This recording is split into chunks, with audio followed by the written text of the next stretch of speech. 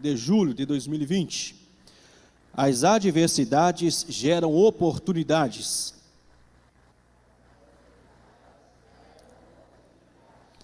Texto áureo.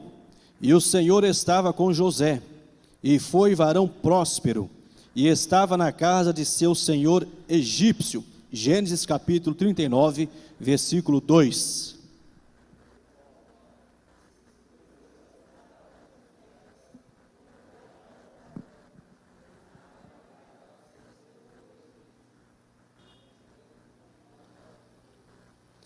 Verdade aplicada. Uma íntima comunhão com Deus faz a diferença no enfrentamento das crises desta vida.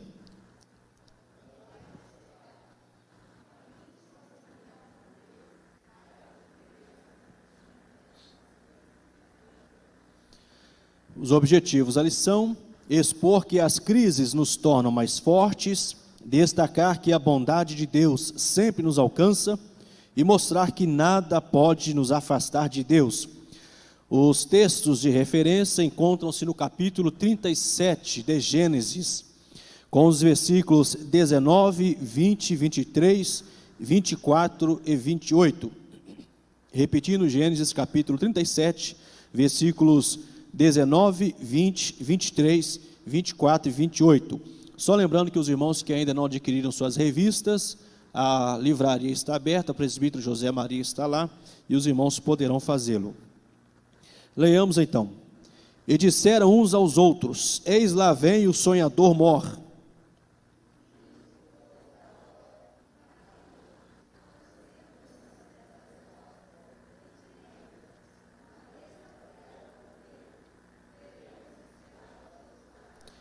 E aconteceu que, chegando José a seus irmãos, tiraram a José a sua túnica, a túnica de várias cores que trazia.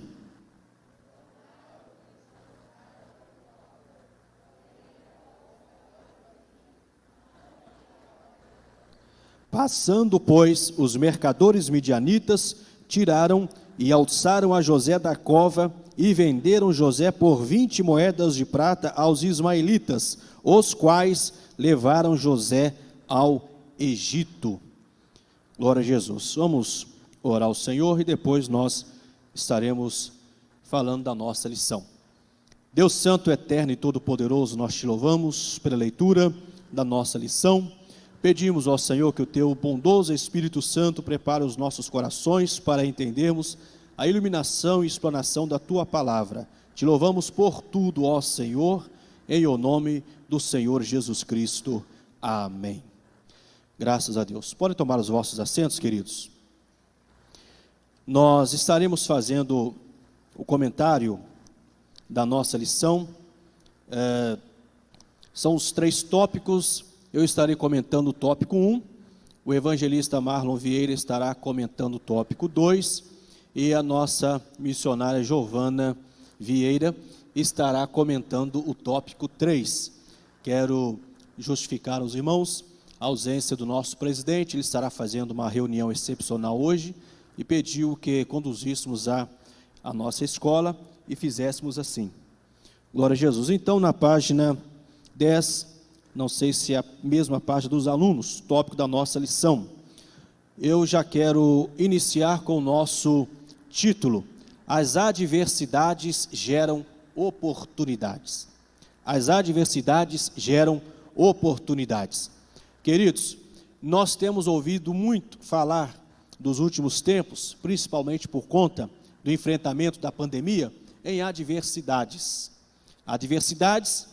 O que é adversidades? Em latim é adversitas, que significa oposição, aquilo que se opõe, contratempo, obstáculo.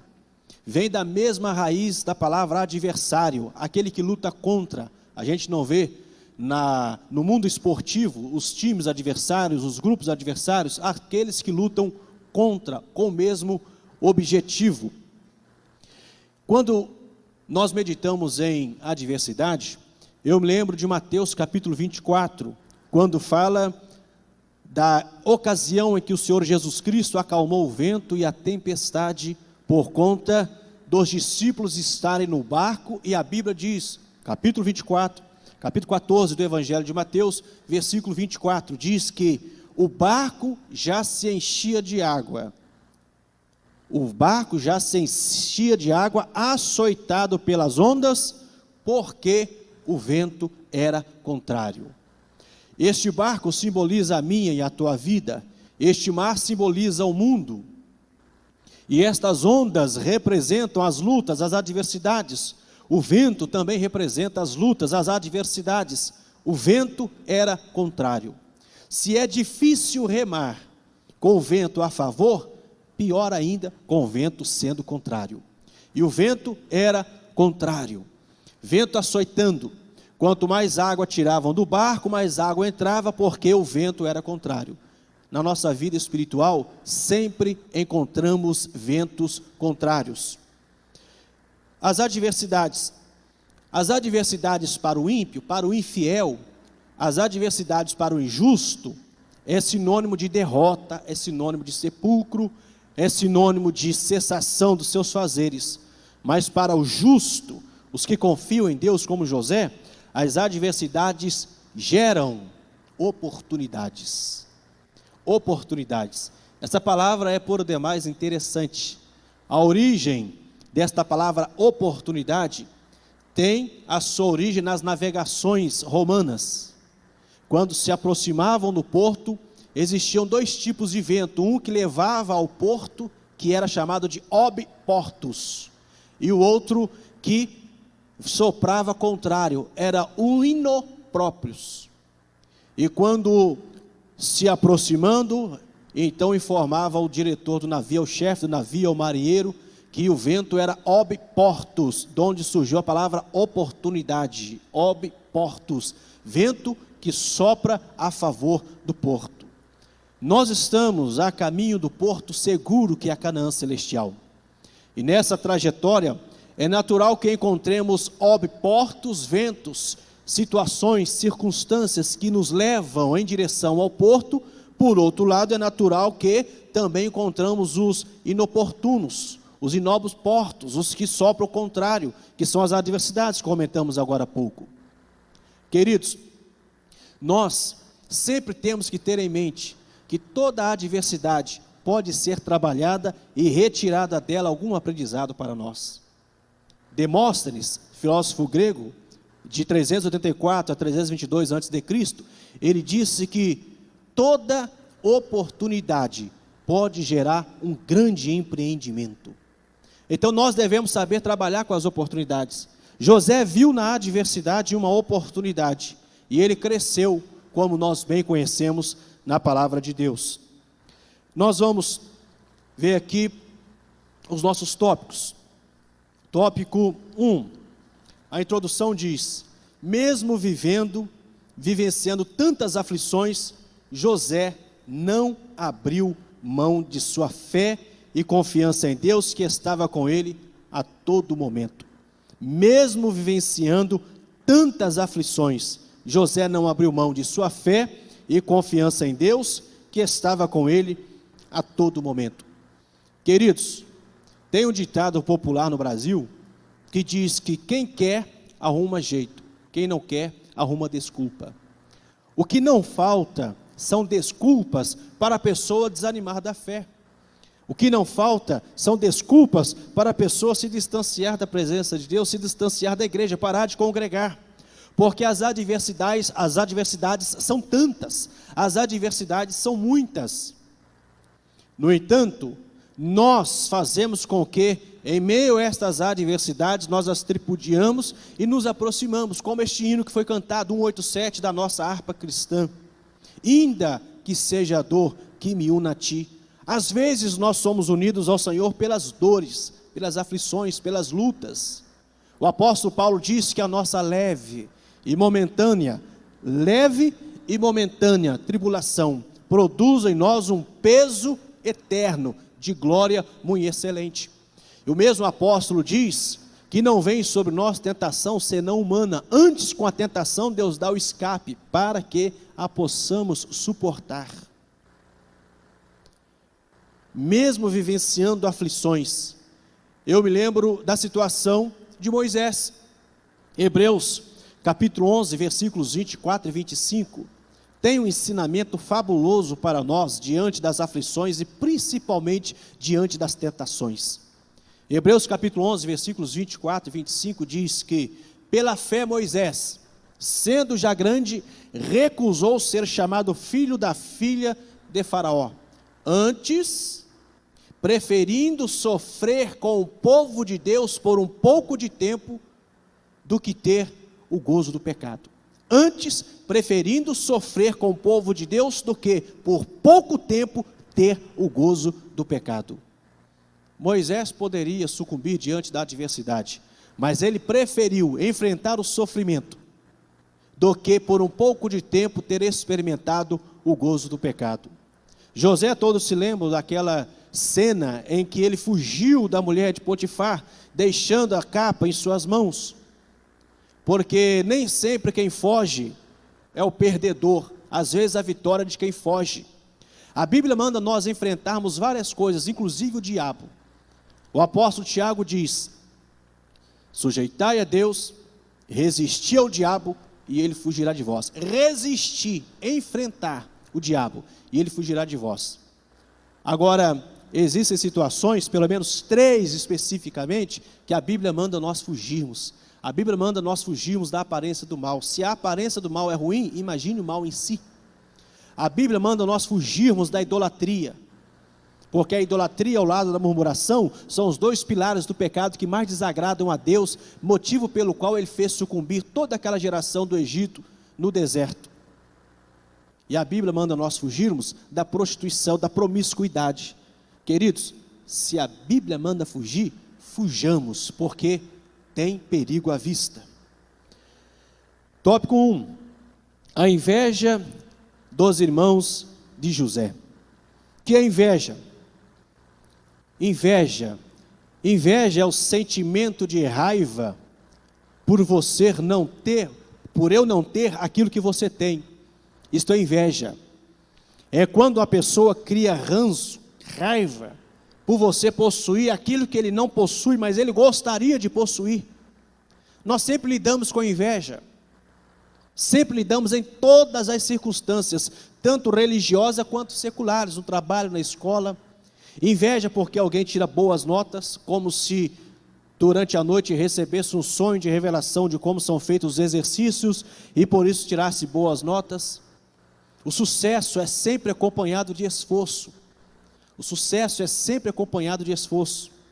O único lugar no mundo onde o sucesso vem antes do trabalho é no dicionário de língua portuguesa. O único. Fora isto aí, o sucesso sempre é resultado de muito trabalho, de muito esforço.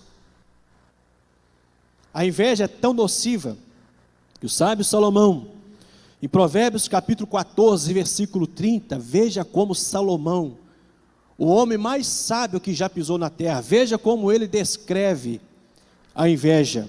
Ele diz que a inveja é a podridão dos ossos. Por isso nós devemos resistir à inveja, porque enquanto seres humanos nós também somos passíveis desses mosquitos, que às vezes querem nos picar, que às vezes querem nos molestar. São como que pernilongos em época de calor, quando se apaga a luz, eles ficam fazendo aquele verdadeiro aeroporto no nosso ouvido, zumbindo, nos atrapalhando de dormir.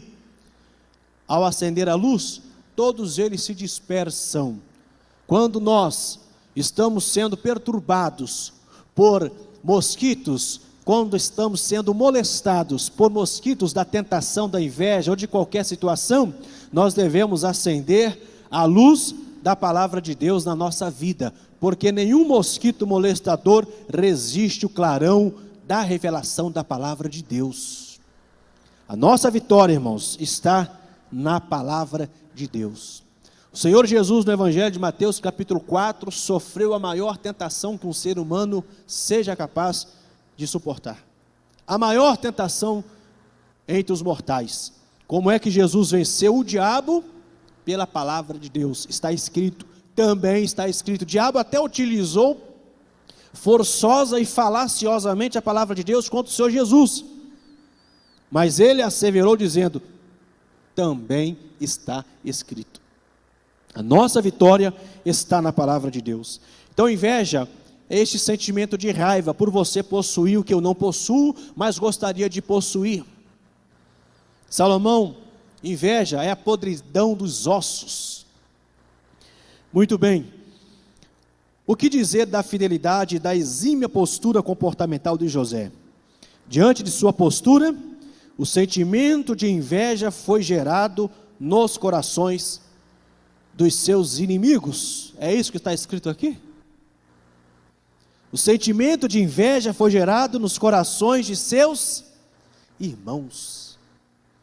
Queridos, não existe luta pior do que aquelas que nós enfrentamos entre os nossos irmãos. Porque quando o ímpio se levanta contra nós, é até estimulante, é motivador. Porque você sabe que está bem com Deus. Quando o diabo se levanta contra nós, significa dizer que ele não está satisfeito. Se o diabo não está satisfeito conosco, estamos agradando a Deus com todas as nossas fragilidades, com todas as nossas limitações. Porque o Senhor Jesus diz que não tem como agradar a dois senhores. Então, se nós estamos nos esforçando para viver a perfeita, a boa, a agradável vontade de Deus, a boa, agradável, perfeita, significa dizer que Satanás está furioso conosco. Se ele se levanta contra nós, isto é motivador. Agora, inveja, perseguição entre os irmãos, foi justamente o que José sofreu. Nada machuca mais um cristão do que a luta que ele enfrenta dentro da casa de Deus. É por esse motivo que nós encontramos muitas pessoas distanciadas hoje do Evangelho. É por isso que nós encontramos, infelizmente, muitas pessoas desanimadas com o Evangelho. A luta que ele enfrentou foi entre os seus próprios irmãos. Isso me remete ao capítulo 26 do Evangelho de Mateus, a partir do versículo 17, quando o Senhor Jesus realiza a Páscoa e a última ceia.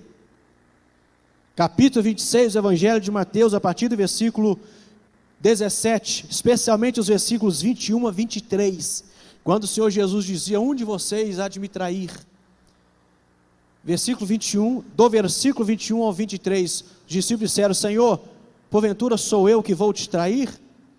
E o Senhor Jesus pronuncia uma das palavras mais duras para o cristianismo: aquele que mete a mão comigo no prato é o que há de me trair.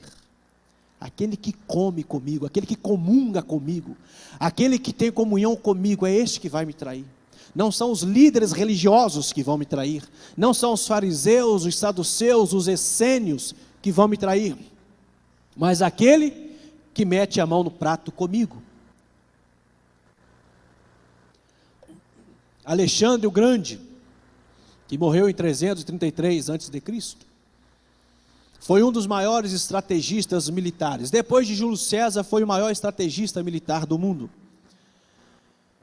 E o segredo das grandes vitórias de Alexandre, em 10 anos ele conquistou todo mundo conhecido. Em 10 anos conquistou todo mundo conhecido.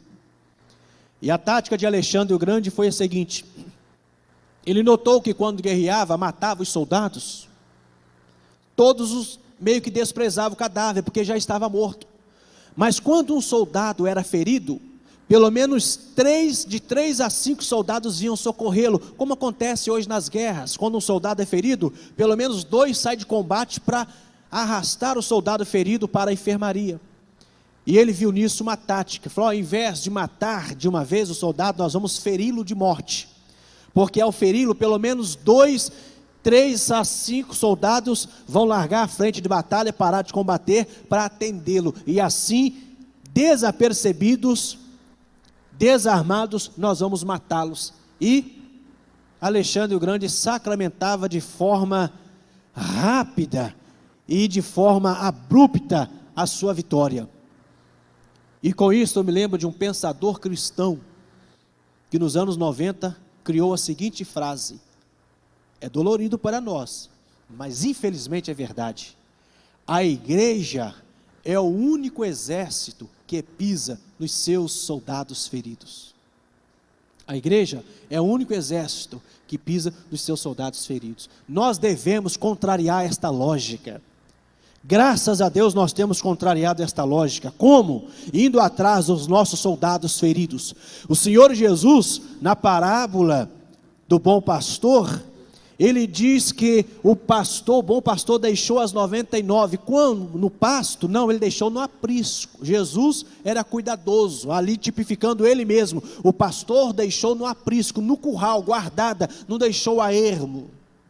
E foi atrás da únicazinha, a 100ª que estava ferida.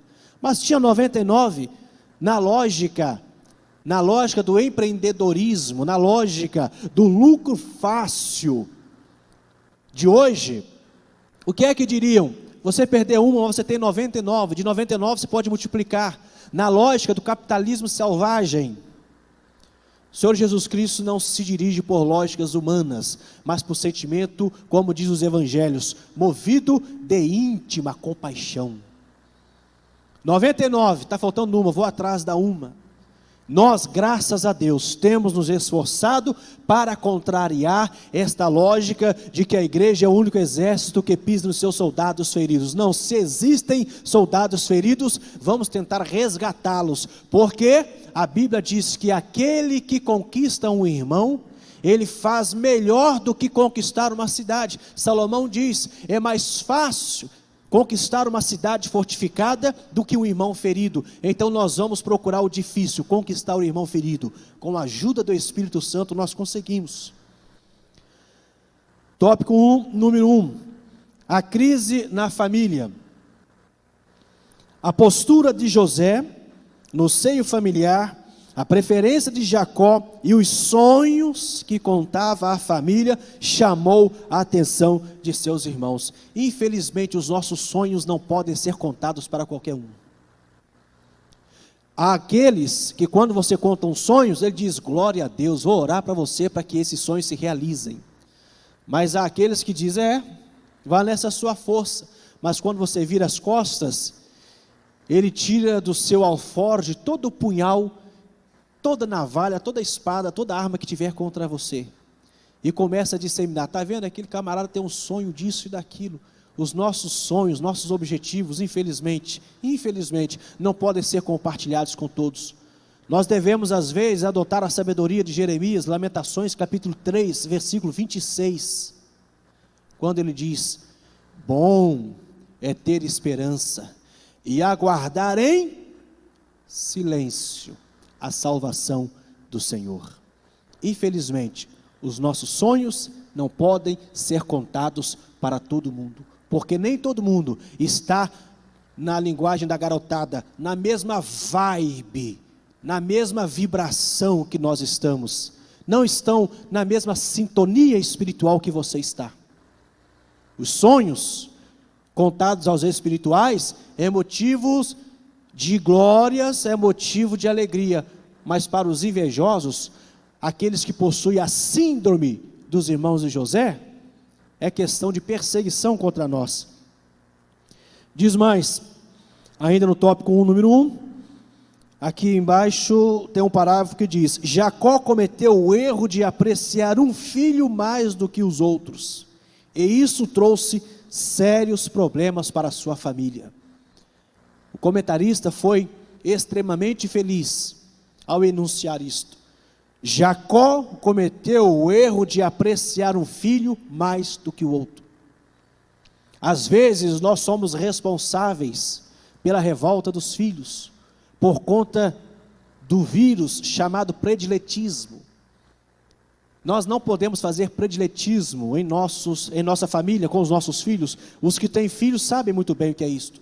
Nós não devemos tratar melhor em detrimento do outro. Ambos, ou todos, devem ser igualmente tratados com carinho, com respeito e com amor. Mesmo que um deles seja mais chegado, às vezes acontece no meio de muitos filhos, sempre tem um que é mais chegado ao pai, outro que é mais chegado à mãe, mas da parte do pai e da mãe, nunca deve haver prediletismo, tem que haver dispensa de amor, de carinho, de compreensão, de compaixão a todos igualmente, porque infelizmente, Esse mau comportamento, como fez Jacó, acabou gerando esta engrenagem de crises, de ciúmes, de inveja, que culminou na tentativa de assassinato de José. José só não foi morto por causa dos planos de Deus na sua vida.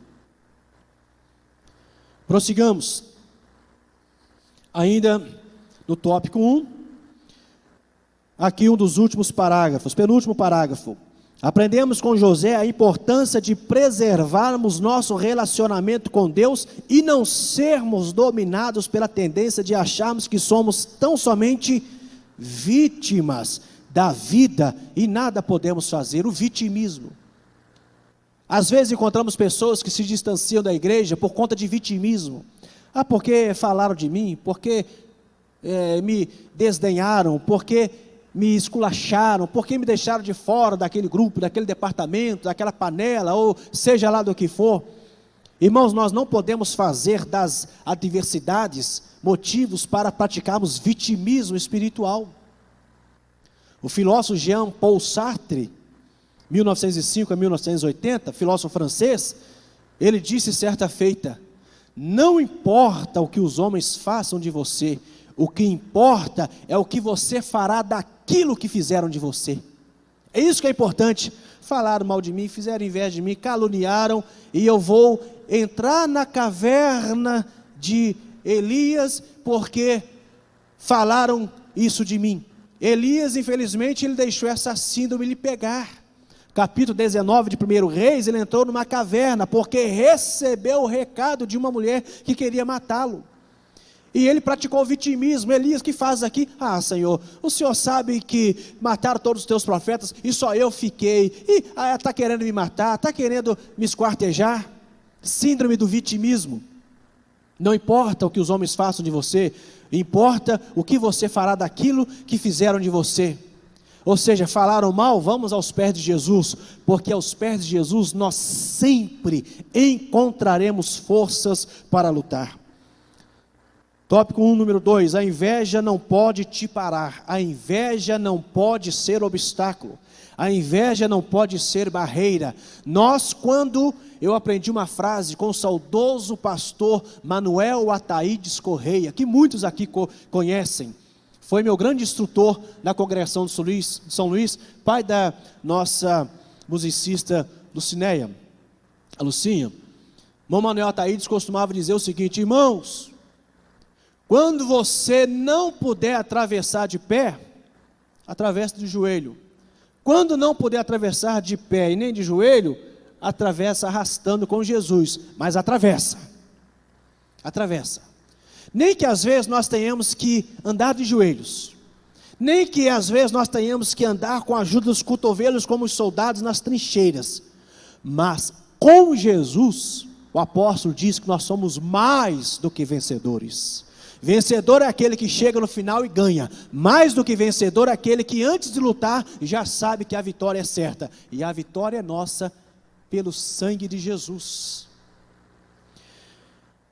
O invejoso possui um sentimento egocêntrico, é a chamada egolatria que o move, pois só se sente bem quando é o centro das atenções. É o famoso narcisista dentro do arraial. É aquele que quer atrair a atenção para si. Ele é o melhor, mesmo não reunindo todas as competências, as capacidades, mas ele se julga sempre melhor, porque a inveja traz a egolatria, alimenta o narcisismo. Tópico 1, número 3. Seus adversários irão tentar fazer você parar. Não é novidade que quando uma pessoa busca aprofundar seu relacionamento com Deus e desfruta de bênçãos, surge a possibilidade de ser alvo de inveja. Eu, quando era dirigente de congregação, sempre vinham a mim alguns adolescentes e jovens e questionavam: irmão, por que quando eu me aplico mais a buscar a presença de Deus, parece que pior fica a situação? Isso é absolutamente natural, é reação natural. As adversidades surgem mais e com mais intensidade para aqueles que procuram aprofundar a sua intimidade com Deus, porque Satanás não perturba quem não faz nada. Pedra só é atirada em árvore que dá fruto. As pessoas só perseguem quem trabalham. É muito preocupante quando nós vivemos uma vida tranquila, sem perturbação, sem insultos. Isso é muito preocupante, porque quando você é insultado, significa dizer que você está produzindo. Quando você é perseguido, significa dizer que você está incomodando. A nossa vida cristã consiste em intimidade com Deus, que reflete em incomodação ao reino do nosso adversário. E é por isso que nós somos atormentados. O apóstolo Paulo recebia essas afrontas na sua carne diariamente. A inveja dos irmãos de José era tanta, que eles lhe tiraram a túnica de várias cores, presenteada por seu amado pai. Em suas maldades lançaram José em uma cova, não satisfeitos venderam-no. Tiveram inveja, praticaram maldade, lançaram na cova e depois o venderam. Tudo por causa da túnica de José. Túnica naqueles tempos era presente dado a grandes autoridades. E a túnica de José tinha várias cores, conforme capítulo 37 de Gênesis. E aquela túnica era dada ao primogênito, como sinal de que herdaria todas as bênçãos e fortunas do pai. Mas como assim, se José era o caçula? Sim, no cômputo geral dos filhos de Jacó, José era o caçula. Mas Jacó amava de fato a Raquel, e por isso ele trabalhou 14 anos por ela. A esposa amada de Jacó não era Lia ou Leia, era Raquel. De todos os irmãos de José, os filhos de Jacó com Leia, José era o caçula. Mas José era o primeiro filho da esposa amada de Jacó, que era Raquel, que é símbolo da igreja no Antigo Testamento. Então Jacó tinha sim o direito de dar a José, e José tinha sim o direito pela túnica, porque era primogênito de Jacó com Raquel, sua esposa amada. A túnica traz destaque, traz autoridade, gerou inveja nos seus irmãos, e eles praticaram a maldade, lançando na cova, e depois o venderam. Isso é triste, né, irmãos? O texto diz que José foi vendido pelos seus irmãos. Que o Espírito Santo tenha misericórdia de nós, e que o sangue do Cordeiro nos cubra, para que nós nunca façamos dos nossos irmãos mercadorias, para vendê-los por amizades, por fuxicos, por posições, ou por qualquer coisa que seja. E encerrando, os irmãos de José desenvolveram um ciúme patológico, doentio, e passaram a ver José como uma ameaça, pelo amor de seu pai. Passaram a ver José como uma ameaça. Aqui está a minha derrota. Aqui está a minha derrota. Quando eu olho para você, e ao invés de ver em você um companheiro da causa santa, eu vejo em você uma ameaça ao meu cargo, uma ameaça à minha posição. Aqueles que buscam íntima comunhão com Deus, não enxergam nos outros irmãos uma ameaça, mas enxergam neles companheiros, para nós juntos, como Cirineu, que ajudou Jesus a levar a cruz até a Canaã celestial. Que Deus em Cristo nos abençoe. Este é o primeiro tópico. Evangelista Marlon Vieira, por favor, suba à tribuna para estar lecionando o tópico de número 2. Glória a Jesus. Aprendamos